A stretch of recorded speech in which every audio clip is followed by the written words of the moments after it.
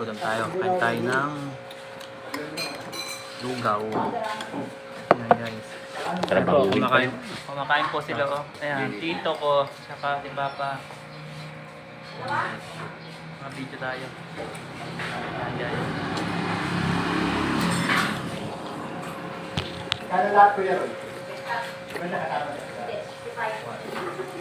Sarap na suka nito. Sarap na suka. Yan nga ang inaano dito, dinadayo. Hap. Iba lasa yung suka nito. Sa akin, nahalo ko na. Oh, pwede na mahalo. Kaya sa kalamansi. Pati suka, nalong na. Lahat. Eh, nandun yung suka sa akin.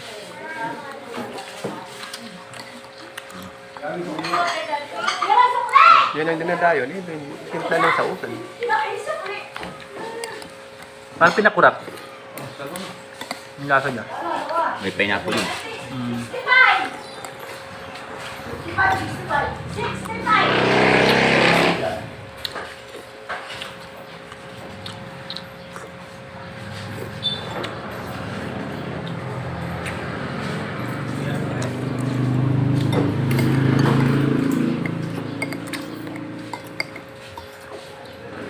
Hindi ka magugutom sa layo niyan.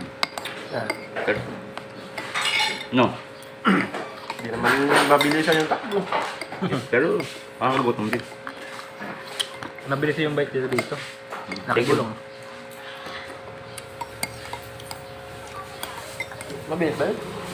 Mabilis yan, malaki gulong mo eh. Yung gulong pare, hindi rin nalawan na pasto. Kapag hindi ka pa eh, dahil. Saan? Tambakan niya. Eh, pag pala na nagbukas ng church din, eh, lalakas yung tindahan mo. Oo.